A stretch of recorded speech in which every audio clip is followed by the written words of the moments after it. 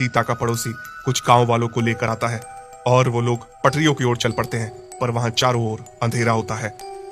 अरे रामू भाई, आप कहाँ हो? रामू भाई, क्या आप मुझे सुन पा रहे हो?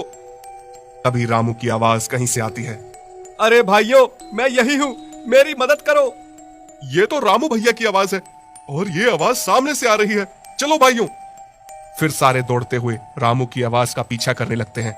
फिर सारे जब वहां पहुंचते हैं, वहां पहुंच के उन्होंने जो देखा उन सब की आंखें फटी की फटी रह जाती हैं। चुड़ैल ने रामू को रेल की पटरियों के बीच काट रखा है।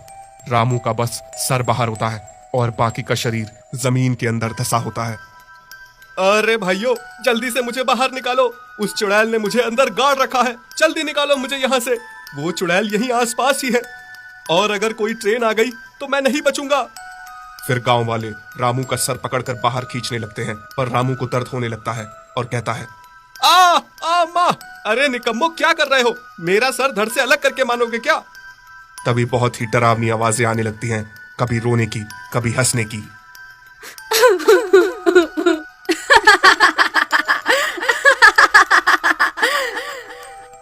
अरे भाइयों, जल्दी से मुझे यहाँ से निकालो, चुड़ैल आ रही है, जल्दी करो।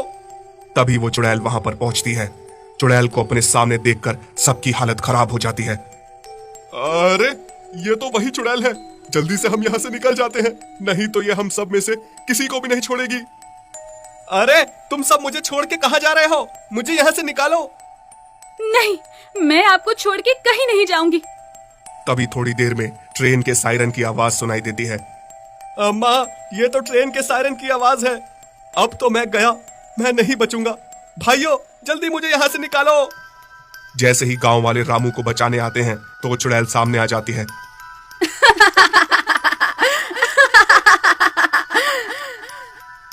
तभी गांव वाले चुड़ैल से डर के भाग जाते हैं, पर सीता वहां से नहीं हटती और चुड़ैल हंसती हुई बोलती है, अब तुझे कौन बचाएगा? मैं तुझे मारकर तेरी बलि चढ़ाकर और ज्यादा ताकतवर बन जाऊंगी। सीता, अब कोई फायदा नहीं है, ट्रेन बहुत करीब आ चुकी है, मैं नहीं बचूंगा। तुम यहाँ से चली जाओ सीता, चली जाओ, चली जाओ। नहीं, नहीं जी, मैं आपको छोड़ के कहीं नहीं जाऊंगी। मरना ही है तो साथ में ही मरेंगे। और फिर सीता रामू के आगे लेट जाती है। नहीं सीता, ये तुम क्या कर रही हो? देखो देखो, ट्रेन आ रही है, तुम यहाँ से हट जाओ। अरे बेवकूफ औरत, तुझे क्या मरने का शौक है? तू मेरा शिकार नहीं है, सिर्फ तेरे पति ने पलट के पीछे देखा था और यही मेरा शिकार है। क्यों इसकी वजह से जान दे रही है? ये मेरे पति है, हमने साथ जीने मरने की कस्में खाई है और मैं इन्हें बहुत प्यार करती हूँ।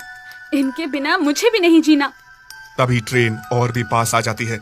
तभी सीता का प्यार देख के चुड़ैल का मन बदल जाता है, उसे भी अपना गृहस्थ जीवन याद आता है। ट्रेन बिल्कुल पास आ जाती है और चुड़ैल अपनी शक्तियों से ट्रेन को रोक देती है। अरे वो सीता, ट्रेन रुक गई, हम लोग बच गए।